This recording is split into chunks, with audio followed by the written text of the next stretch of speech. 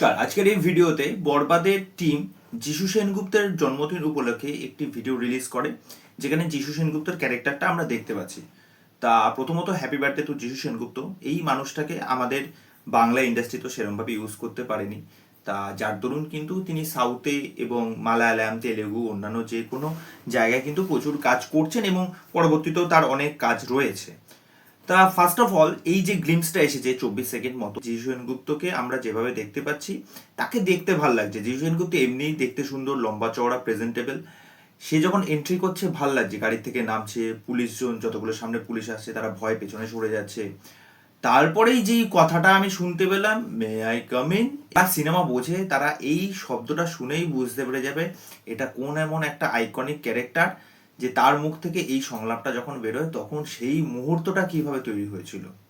এই সংলাপটা যে বলেছে সে একজন আইকন স্টার, আইকনিক একটা দৃশ্য, আইকনিক একটা সিনেমা।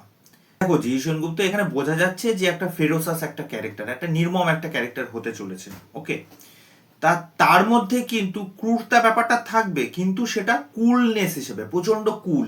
ওকে, তার ক্যারেক্টারে কি এই সংলাপটা ছাড়া অন্য কিছু বাংলায় সংলাপ দেওয়া যেত না?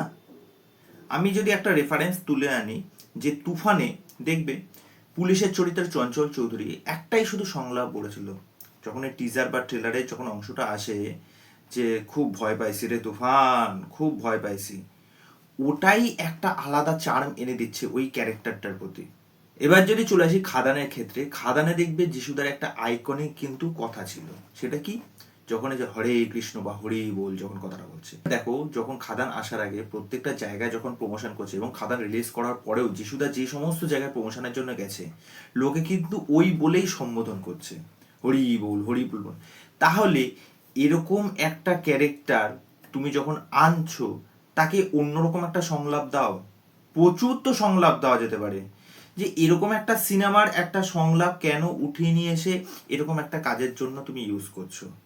আমার এই জিনিসটা পোষায়নি, সত্যি কথা। হ্যাঁ, কিন্তু জি সেনগুপ্ত যেরকম দেখতে সুন্দর, যেরকম লম্বা চওড়া, প্রেজেন্টেবল, এই ক্যারেক্টারটা খতরনাক হতে চলেছে সেটা বোঝা যাচ্ছে। কিন্তু এবার এই বিষয়টাকে না ওই সুগার কোট করে আমি বলবো না যে হ্যাঁ হেভি কিছু হয়েছে, একদম ব্যাপক হয়েছে, ফাটাফাটি লাগছে। হ্যাঁ, কিন্তু এই বিষয়ে আমি কখনোই নাকচ করতে পারবো না যে বরবাদের টিম কিন্তু যথেষ্ট টাকা খরচা করছে, কেননা এরকম একটা প্রমোশন করছে এক একটা ক্যারেক্টারের জন্য।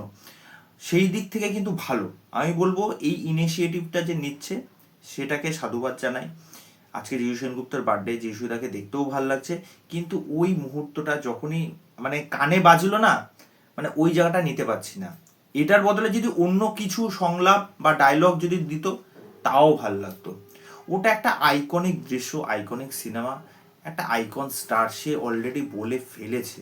একটা জিনিস ভালো করে মাথায় রাখবে, প্রথমবার যে জিনিসটা ইউজ হয়ে যায়, পরবর্তীতে যদি সেই জিনিসটাই ইউজ করা হয় তাহলে কিন্তু সেই জিনিসটার মর্যাদা থাকে না। এটা হচ্ছে কিন্তু ধ্রুব সত্য কথা। এটা তোমরা বিশ্বাস করো বা নাই করো। তো চলো, এই হলো আমার বক্তব্য। এই বিষয় নিয়ে তোমাদের কি মতামত সেটা অবশ্যই আমাকে কমেন্ট করে জানিও। তো চলো, আজকের ভিডিও এখানে শেষ করছি। বাই।